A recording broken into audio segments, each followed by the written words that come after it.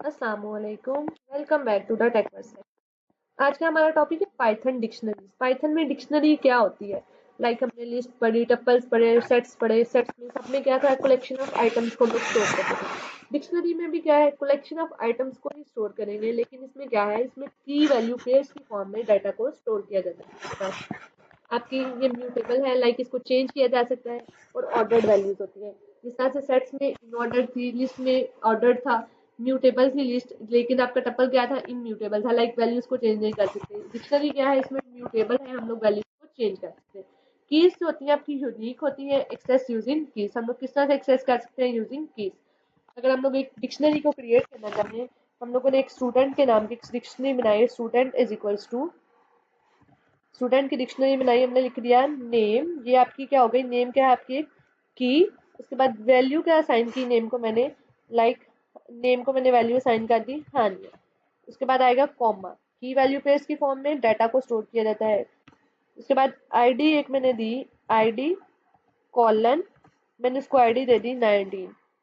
फिर से अगर हम लोग इसको देखें, नेक्स्ट की वैल्यू पे, नेक्स्ट में हम लोग दे देते हैं नेम। उसके बाद नेम के बाद एज का एक हम लोग की बना लेते हैं, एज। और एज को मैंने वैल्यू दे दी, ये आपकी की है। एज क्या है? की। वैल्यू क्या आएगी इसके पास? 67। इसके बाद आप कॉल कॉमा लगा के सेपरेट करते हैं वैल्यूज को, की वैल्यू पे। इसमें आपके पास आ गई। नेक्स्ट हम लोग लिखते हैं नेशनैलिटी। नेशनैलिटी, नेशनैलिटी क्या है जी आपकी? नेशनैलिटी कॉलन, कॉलन के बाद हमने इसको वैल्यू क्या दी? नेशनैलिटी में की तो हमारे पास आ गई, हमने नेशनैलिटी की वैल्यू हमने दे दी पाकिस्तानी। ये आपके पास आ गई की वैल्यू पेयर्स की फॉर्म में आपकी एक डिक्शनरी क्रिएट होगी। अब हम लोगों ने डिक्शनरी में से किसी भी एलिमेंट को एक्सेस करना हो तो हम लोग किस तरह से कर सकते हैं? By using student. आपकी डिक्शनरी का नाम स्टूडेंट, सॉरी, क्या था हमारी डिक्शनरी का नाम? Student, STUDENT, student. और साथ हमने क्या लिखा? Student age. मैं एज को कॉल करना चाह रही हूँ, स्टूडेंट एज को प्रिंट करवाना चाह रही हूँ, प्रिंट स्टूडेंट एज। अगर अगर हम लोग यहाँ पे इसको रन करें, इसको कमांड में, तो इसने कह दिया एज को। हमने की को कॉल करना है और की क्या करेगी? आपकी वैल्यूज को प्रिंट करवा देगी। अगर हम लोग इसको रेप्लीकेट करना चाहें तो हमने ऑलरेडी शॉर्ट कीज पढ़ी हुई है, Alt Shift plus down arrow, ये रेप्लीकेशन हो जाएगी। हम लोग उसका सारे का सारा डाटा प्रिंट करवाना चाह रहे हैं, तो हम लोग लिखेंगे सबसे पहले name, name, then age, then उसके बाद आईडी क्या है उसकी? आईडी। देन उसके बाद हमारे पास क्या था? नेशनैलिटी। नेशनैलिटी था एक, और नेशनैलिटी में हमारे पास क्या था? नेशनैलिटी का एन स्मॉल था। नेशनैलिटी, नेशनैलिटी आ गई आपके पास। नेशनैलिटी में नेशनैलिटी, आपने इन सबको प्रिंट करवा दिया। ये क्या करेगा? आपकी की वैल्यू पे इसमें जो डाटा लिखा हुआ है वो सारा का सारा आपको शो करवा देगा। नेम में हम लोगों को कुछ तो गड़बड़ की है। नेम, सॉरी, नेम का एन स्मॉल था, हमने कैपिटल लिया, इसलिए इसने एरर को थ्रो करवाया। अगर आप लोग इसको दोबारा से रन करते हैं, हानिया 67 19 पाकिस्तानी, आपका सारा का सारा आउटपुट रिजल्ट शो होगा की वैल्यू पेयर्स की फॉर्म में। आप लोगों ने कॉल किसको करना है? की को कॉल करते हैं। की को हम लोग कॉल करते हैं, उसकी वैल्यू को वो शो करवाता है। हमने की कॉल की नेम, नेम की वैल्यू क्या थी? हानिया, उसने वैल्यू शो करवा दी। हमने की कॉल की एज, एज की वैल्यू क्या थी? 67, उसने वैल्यू डिस्प्ले।